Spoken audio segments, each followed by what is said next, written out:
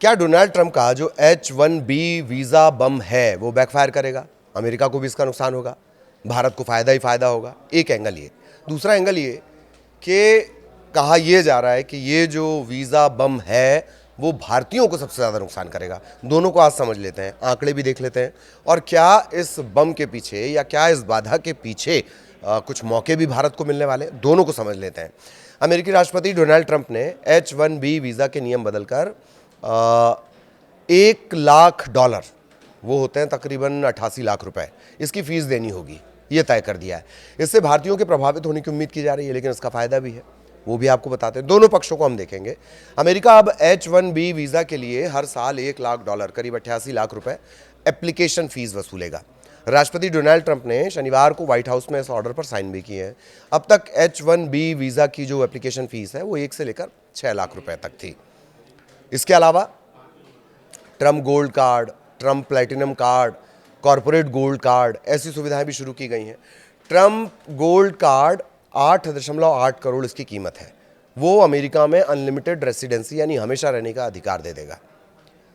Reports के मुताबिक Trump के इन बदलावों का विदेशी नागरिकों पर बहुत ज़्यादा असर पड़ सकता है। अब कंपनियां सिर्फ उन्हीं कर्मचारियों को अमेरिका बुला सकेंगी जिनके पास सबसे अच्छा स्किल्ड होगा, जो सबसे ज़्यादा स्किल्ड होंगे। तो इसका जो असर है, सीधा असर, वो भारतीय जो IT प्रोफेशनल्स हैं उन पर पड़ेगा। इस फैसले के बाद माइक्रोसॉफ्ट है, JP मॉर्गन है, अमेजॉन है, ऐसी कंपनियां H-1B वीज़ा होल्डर कर्मचारियों को अमेरिका में रहने की सलाह दे रही हैं। राइटर्स के मुताबिक बाहर से आने वाले कर्मचारियों को सलाह ये दी गई है कि शनिवार रात से पहले वो वापस आ जाएं। सरकार का जो कहना है, अमेरिकी वाणिज्य मंत्री हैं हावर्ड लुटनिक, उन्होंने कहा है कि अभी हर साल 2,80,000 के आसपास लोगों को ग्रीन कार्ड दिया जाता है, लेकिन इनमें से जो ज़्यादातर हैं उनकी औसत कमाई सिर्फ $66,000 है, तकरीबन 58 लाख रुपए।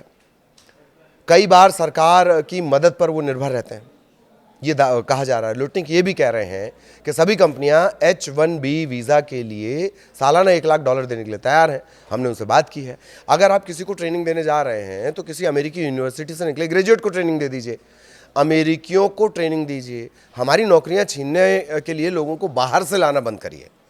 ये पहले भी अमेरिका में कहा जाता रहा है राष्ट्रपतियों के कार्यकाल में कि जल्दी करो, भारतीय नौकरी ले जाएंगे। तो जो मंत्री हैं उनके मुताबिक गोल्ड कार्ड की भारी फीस ये तय करेगी कि अमेरिका में सिर्फ सबसे योग्य और टॉप क्लास कर्मचारी ही लंबे समय तक टिक सकें। उन्होंने ये भी कहा है कि ये व्यवस्था पहले अनुचित थी, लेकिन अब हम सिर्फ उन्हीं को लेंगे जो वाकई बहुत काबिल हैं, एक्सट्रीम टैलेंटेड हैं। ये गोल्ड कार्ड अब तक चल रहे EB-1 और EB-2 वीज़ा की जगह लेगा। ये कार्ड केवल उन्हीं लोगों को मिलेगा जो अमेरिका के लिए फ़ायदेमंद माने जाएंगे। शुरुआत में सरकार लगभग 80,000 गोल्ड कार्ड जारी करने पर विचार कर रही है। लुटनिक ने यह भी कहा कि इस प्रोग्राम से अमेरिका को $100 अरब की कमाई होगी। याद करिए, मैंने कहा है हमेशा, एक एडिटोरियल कोट करते हुए डेली छत्तीसगढ़ के जो संपादक हैं उन्होंने लिखा है ट्रंप के लिए कि ये कहीं से चुने हुए जो नेता हैं या प्रतिनिधि हैं वो नहीं लगते हैं, ऐसा लगता है एक कारोबारी मुल्क चला रहा है। खैर, वापस खबर पर लौटेंगे। ट्रंप बोले हैं कि सिर्फ टैलेंटेड लोगों को ही वीज़ा दिया जाएगा। गोल्ड कार्ड की अनलिमिटेड रेसिडेंसी में नागरिकों को सिर्फ पासपोर्ट और वोट देने का अधिकार नहीं मिलता है, बाकी सारी सुविधाएं एक अमेरिकी नागरिक के जैसी मिलती हैं। ये प्रक्रिया उसी तरह होगी जैसे ग्रीन कार्ड के जरिए स्थायी निवास मिलता रहा। राष्ट्रपति ट्रंप ने कहा कि ये वीज़ा प्रोग्राम खास तौर पर धनी विदेशियों के लिए, ताकि वे $10 लाख देकर अमेरिका में रहते हुए काम कर सकें। उन्होंने ये भी कहा कि अब अमेरिका में सिर्फ टैलेंटेड लोगों को ही वीज़ा दिया जाएगा, ना कि ऐसे लोगों को जो अमेरिकियों की नौकरी छीन सकते हैं। यही बात उनके मंत्री भी कह रहे हैं। उन्होंने ये भी कहा है कि इस रकम का इस्तेमाल टैक्स को घटाने और सरकारी कर्ज चुकाने में किया जाएगा। वीज़ा रिन्यू के लिए हर बार 88 लाख रुपए लग सकते हैं, ये बताया जा रहा है। तो H-1B वीज़ा एक नॉन इमिग्रेंट वीज़ा है। ये वीज़ा लॉटरी के ज़रिए दिए जाते हैं। हर साल कई सारे लोग इसके लिए आवेदन करते हैं, अप्लाई करते हैं। ये वीज़ा स्पेशल टेक्निकल स्किल जैसे IT, आर्किटेक्चर और जो हेल्थ प्रोफेशनल्स हैं, इस तरह के जो स्किल्ड हैं उनको मिलता है। इसकी समय सीमा 3 साल के लिए होती है और ज़रूरत पड़ती है तो 3 साल इसे और बढ़ाया जा सकता है। रिन्यू करवाने पर फीस 6 लाख तक, करीब 6 लाख, इसके बराबर शुल्क देना होता था, लेकिन अब वो बढ़ सकता है। नियमों में बदलाव के बाद वीज़ा रिन्यू के लिए हर साल 88 लाख रुपए लग सकते हैं। इस पर कोई हालांकि अंतिम फैसला अभी नहीं आया। हर साल तकरीबन 80 से 85 हज़ार H1B जो वीज़ा है वो जारी होते हैं। अमेरिकी सरकार हर साल ये जारी करती है। इनका इस्तेमाल ज़्यादातर तकनीकी नौकरियों में होता है। इस साल के लिए आवेदन पहले ही पूरे हो चुके हैं। आंकड़ों के हिसाब से देखा जाए तो केवल जो अमेज़ॉन है उसी ने उसको इस बार 10,000 से ज़्यादा ऐसे वीज़ा मिले हैं, जबकि माइक्रोसॉफ्ट, मेटा जैसी कंपनियों को 5,000 से ज़्यादा वीज़ा उनके स्वीकृत हुए, परमिट हुए। सरकारी आंकड़े बताते हैं कि पिछले साल H1B वीज़ा का सबसे ज़्यादा फ़ायदा जो मिला, प्रॉफिट जो मिला, भारत को मिला। हालांकि इस वीज़ा कार्यक्रम की आलोचना भी होती है।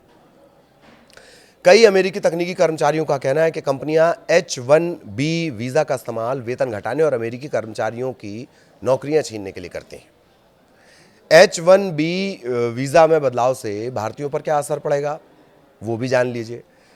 एक मोटा मोटी आंकड़ा है कि 2 लाख से ज़्यादा भारतीय इससे प्रभावित होंगे। साल 2023 में H1B वीज़ा लेने वालों में तकरीबन 1,90,000 के आसपास भारतीय थे। यह आंकड़ा 2024 में बढ़कर कितना हो जाता है, 2,07,000 के आसपास। भारत की जो हाईटेक कंपनियां हैं, आईटी कंपनियां हैं, वो हर साल हज़ारों कर्मचारियों को H1B वीज़ा पर अमेरिका भेजती हैं। अब इतनी ऊंची फीस पर लोगों को अमेरिका भेजना कंपनियों के लिए कम फायदेमंद होगा। एक और आंकड़ा भी है, 70 से 73% के आसपास जो भारतीय हैं वो H1B वीज़ा धारक हैं, और ये नई फीस उनके लिए बड़े आर्थिक बोझ बन सकती है। खासकर जो मिड लेवल के हैं, एंट्री लेवल के कर्मचारी, उन्हें वीज़ा मिलना मुश्किल हो जाएगा। कंपनियां नौकरियां आउटसोर्स कर सकती हैं, जिससे अमेरिका में भारतीय पेशेवरों को मौके कम मिलेंगे। इन्फोसिस जैसी जो कंपनियां हैं वो सबसे ज़्यादा H1B स्पॉन्सर करती हैं। आपको बता दें कि भारत हर साल लाखों इंजीनियरिंग और कंप्यूटर साइंस के ग्रेजुएट तैयार करता है, जो अमेरिका की टेक इंडस्ट्री में बड़ी भूमिका निभाते हैं। इन्फोसिस है, TCS है, विप्रो है, कॉग्निजेंट है, HCL है। ये कंपनियां सबसे ज़्यादा अपने कर्मचारियों को H1B वीज़ा स्पॉन्सर करती हैं। कहा यह भी जाता है कि भारत अमेरिका को सामान से ज़्यादा लोग, यानी कि टैलेंट, इसमें इंजीनियर हो गए, कोडर हो गए, स्टूडेंट हो गए, ये एक्सपोर्ट करता है। अब फीस महंगी होगी तो भारतीय talent Europe, Canada, Australia, Middle East, इन देशों की तरफ भी रुख कर सकता है। अब दूसरे पहलू पर आते हैं कि डोनाल्ड ट्रंप का जो ये वीज़ा बम है वो बैकफायर करेगा और अमेरिका को ही ज़्यादा नुकसान होगा, भारत को फ़ायदा होगा। इसके पीछे क्या तर्क है? भारत के जो पूर्व शेरपा है, G20 शेरपा है अमिताभ कांत, वो इस फैसले पर रिएक्शन देते हुए उन्होंने कहा है कि अमेरिका इनोवेशन को चोट पहुंचाएगा, इनोवेशन, खोज, और भारत के लिए अवसर लेकर आएगा। वो लिख रहे हैं कि ट्रंप का ये कदम अमेरिका के इनोवेशन को रोक देगा, लेकिन भारत को और आगे बढ़ाएगा। अब नई research, startup, patents Bengaluru, Hyderabad, Pune और गुरुग्राम से निकलेंगे। अमेरिका का नुकसान, भारत का फायदा बनेगा। क्या वाकई भारत के लिए ये कैसे फायदेमंद होगा? उसका तर्क दिया जा रहा है, अमेरिका हर साल तकरीबन 65,000 H1B वीज़ा और 20,000 के आसपास अतिरिक्त वीज़ा देता है। इनमें से तकरीबन 70% वीज़ा भारतीयों को मिलता है, यानी 2 लाख से ज़्यादा भारतीय कर्मचारी उन पर सीधा असर पड़ेगा। अमेज़ॉन है, माइक्रोसॉफ्ट है, मेटा जैसी कंपनियां, ये हज़ारों कर्मचारी H1B वीज़ा के ज़रिए काम करते हैं। वहीं भारतीय कंपनियां हो गई, जैसे इन्फोसिस हो गया, TCS हो गया, विप्रो हो गया, HCL हो गया, कॉग्निजेंट हो गया, अमेरिकी प्रोजेक्ट में इसी वीज़ा पर ये काफ़ी निर्भर है। ऐसे में इमिग्रेशन जो एक्सपर्ट्स हैं वो ये कह रहे हैं कि इतनी भारी फीस से अमेरिकी कंपनियां नौकरियों को विदेश में शिफ्ट करने पर मजबूर हो जाएंगी। इस तरह से ट्रंप की नीति की अमेरिका के बजाय भारत और दूसरे देशों के लिए फायदेमंद हो सकती है। ट्रंप का अमेरिकी कर्मचारियों की हायरिंग को बढ़ावा देने की जो पॉलिसी है वो बैकफायर भी हो सकती है, उसके चांसेस ज़्यादा है, क्योंकि कंपनियां स्किल्ड लेबर के लिए दूसरे देशों का रुख करेंगे। ट्रंप ने ये जो हुआ है इस पर जो शुल्क लगाने का आदेश दिया है, हस्ताक्षर करते हुए क्या कहा उन्होंने?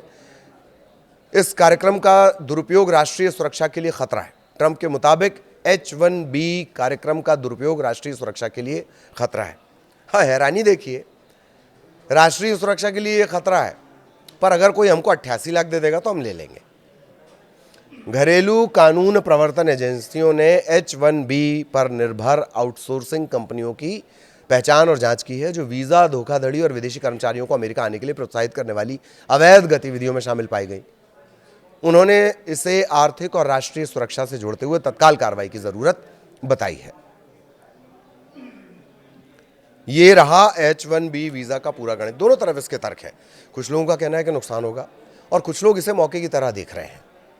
कि अगर वहाँ पर हमें नुकसान हो रहा है H1B वीज़ा, चूँकि भारत, जैसे हमने बताया 70 से 73% के आसपास जो वीज़ा है वो भारतीयों को मिलता है, तो अगर भारतीय आईटी प्रोफेशनल्स पर इसका असर पड़ेगा तो वो कहीं ना कहीं शिफ्ट होंगे, और इससे जो हमारे आईटी शहर कहे जाते हैं, हाईटेक शहर कहे जाते हैं, आईटी हब कहे जाते हैं, बेंगलुरु है, हैदराबाद इसमें शामिल है, साउथ के जो शहर हैं वहाँ पर ये शिफ्टिंग होगी, कंपनियों की शिफ्टिंग। कंपनियों के लिए भी नुकसान है, अमेरिकी कंपनियों के लिए, भाई उनका खर्चा बढ़ जाएगा, तो या तो वो आउटसोर्स करेंगी, अपने जो अपना काम है उसे आउटसोर्स कर देंगी, उसमें भारत ज़्यादा मौके खोज सकता है। कुल जमा, हालांकि जिस तरह का ट्रंप का कार्यकाल रहा है, शाम को सोने से पहले उनका बयान अलग होता है और सुबह जब अंगड़ाइयाँ लेकर आप उठते हैं तब उनका बयान अलग होता है। मैंने पहले भी अपने वीडियो में कहा है कि ऐसा लगता है कि ट्रंप जो फैसले लेते हैं वो अक्कड़ बक्कड़ बम्बे वो 80-90 पूरे 100, उस तरह से कभी कभी लगता है कि वो फैसले लेते हो। मोहम्मद बिन तुगलक हो तो वो परेशान हो जाए। तो ये नहीं कहा जा सकता कि H1B वीज़ा पर जो ये नई पॉलिसी तैयार हुई है उस पर भारतीयों को क्या क्या असर पड़ेगा, वो तो हमने दोनों आपको बता दिए, लेकिन ये कब तक रहेगा, इस पर कब तक ट्रंप कायम रहेंगे, कब वो जज्बाती होकर कुछ और बोल देंगे, इसका कोई भरोसा नहीं है। लेकिन दोनों ही परिस्थितियों में क्या मुनाफा, क्या फ़ायदा है, क्या नफ़ा है, क्या नुकसान है, वो हमने आपको समझाने की कोशिश की है इस H1B वीज़ा बम के ज़रिए। बाकी मैं फिर से एडिटोरियल कोट कर दूँ, एक अखबार के एडिटर ने जो लिखा था ट्रंप के लिए कि लगता ही नहीं है वो चुने हुए जनप्रतिनिधि हैं, ऐसा लगता है कॉरपोरेट वर्ल्ड का कोई लीडर उस महाशक्ति को चला रहा है। आगे भी इससे जुड़ा अपडेट आप तक पहुंचाएंगे। नमस्कार।